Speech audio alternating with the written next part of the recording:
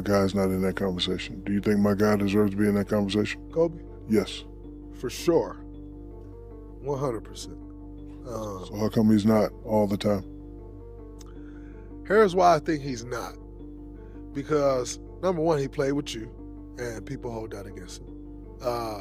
Number two, I think Kobe kind of fell in a weird time. And what I mean by that is Mike left the league. When Mike left the league, y'all were dominating. And then you left the Lakers. When you left the Lakers, they had a few rough years. Wasn't great. Smush Parker. It wasn't. They didn't have great rosters. Rudy Tomjanovich, that was an epic fail. It wasn't great. While it wasn't going great, there was a young guy in Cleveland starting to make his hay. And so in the years where Cole could have been dominating, which he was from a number standpoint, but they weren't winning nothing, in those years, Bryant was making his hay and starting to make his name, and is he the best player? And I think the amount of time that it was a consensus that Kobe was the number one in the league, like the top guy, I don't think it was long enough for everybody to say to put him in that conversation, because Bron then came and put his name in the conversation. And so from that point on, it's tug of war. Conversation, man, and they talked about Draymond. It was basically Draymond and Shaq wanted to pick his brain on why Kobe isn't in the GOAT discussion. And he's not in my GOAT discussion. People, and I was a Kobe fan before, he passed away. I rank LeBron above him, and I like LeBron more than I like Kobe way more than LeBron. But just objectively speaking, Draymond has articulated this, and he does get deducted because he played with Shaq. But then he got 2 titles without Shaq, and I think that was the motivation. But that's a given, and I guess I will touch on that for a second. Playing with Shaq, I mean, my argument has always been Shaq didn't have a championship before Kobe neither. He lost to the Penny Hardaway and them, and then they had to grow. Lose some guys in LA. Kobe. They wasn't a championship contender until Kobe grew. Could they won that? Could Eddie Jones have won the championship with Shaquille O'Neal and the Lakers? And that if you take Kobe off that team and put, Eddie Jones on there, I would love to know what y'all think. I love Eddie Jones. Jump me in Eddie Jones. Eddie Jones is a good player. You know what I'm saying? But I don't think they win a championship with Eddie Jones. They could have, but they needed each other. And I hate this whole your team, my team. Them together could have ripped off 6, 2-3-piece like Jordan and them. But the difference was Scotty took a lot of disrespect and people don't give Scottie Pippen credit. Scotty took a lot of disrespect and put his pride aside to win, bro. Now, a lot of that, his feelings came out years later, because people look at Scotty as an afterthought, but Scotty was one of the usherers of the big man handling the basketball right after Magic. He was one of the originators of the point forward position. Scotty can guard all the perimeter, strong enough to guard power forwards back in the day for a minute. The ability to facilitate attack. Scotty was him. Scotty ego needs to be really put on a pedestal. The way he checked his ego should be put at a pedestal, because if he doesn't check his ego, maybe they end up like Shaq and Kobe. And maybe if Shaq and Kobe check their ego, maybe they three-peat 2 times. But I always blame Shaq for that relationship going bad, because Shaq had a young guy and y'all wanted to humble him. You know what I'm saying? And you had to put your hands on him.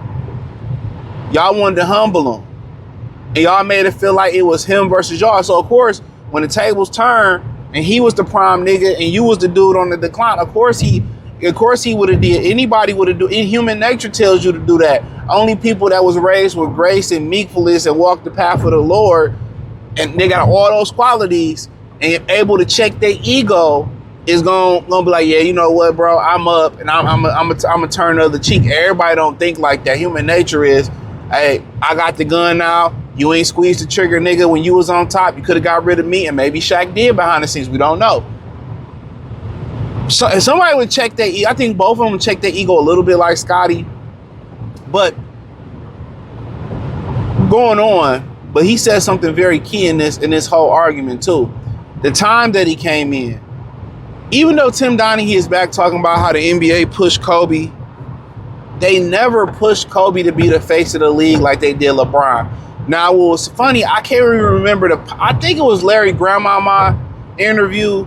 I forget who he was interviewing, but he talked about how he had one of the highest selling rookie jerseys. And he was talking about, he was talking about how the NBA pushed that. They pushed that narrative. They pushed that play. They put that commercial push behind him. I remember Jermaine O'Neal doing an interview on Knucklehead Podcast.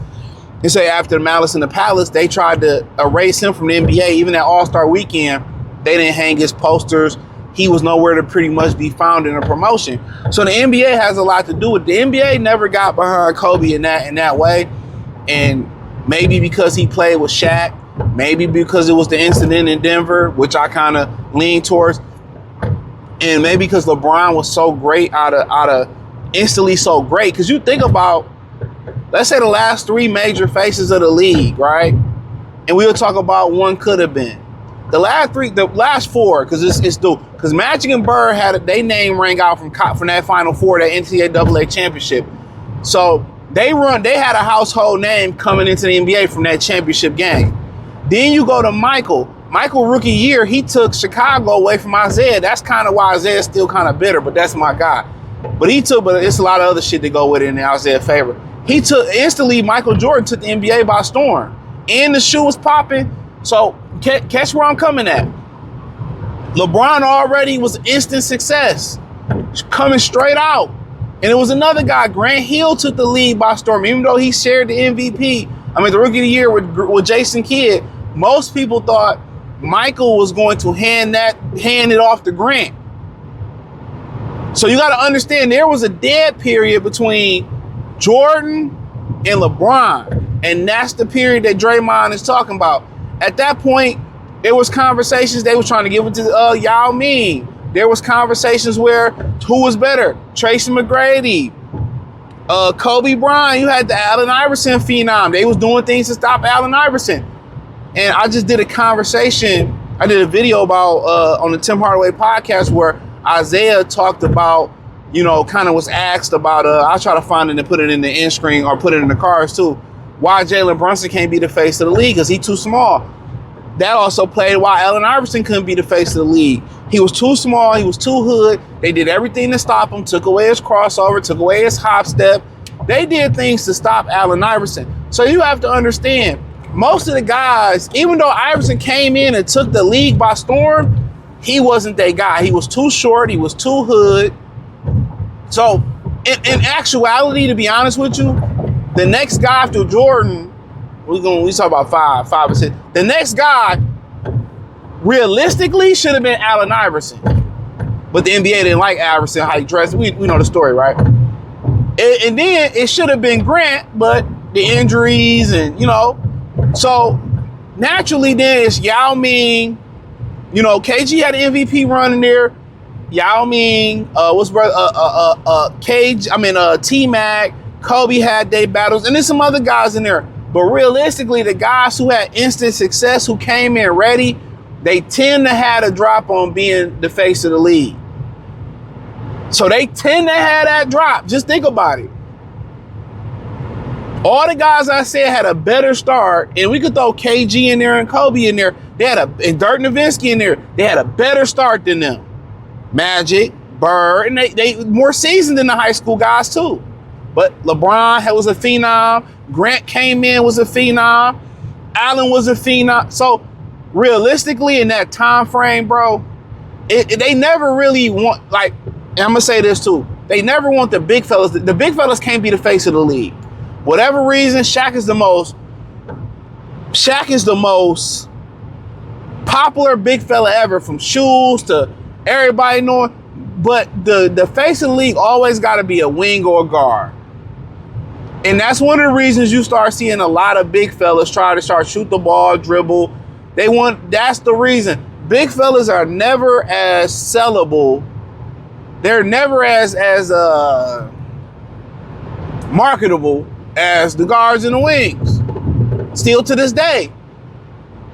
So I agree with Draymond. He fell in that period, man. This might be, if y'all share this enough and the engagement is good, I might speak on this live stream wise. You know what I'm saying? Because this is a conversation that need to be had. But hey, check out the NBA Talk playlist. Thumbs up the video, share the video, subscribe to the channel. Find me on X, Facebook, Kick, Twitch, Instagram. Everything is in the link in the description. We're doing some good work on Facebook.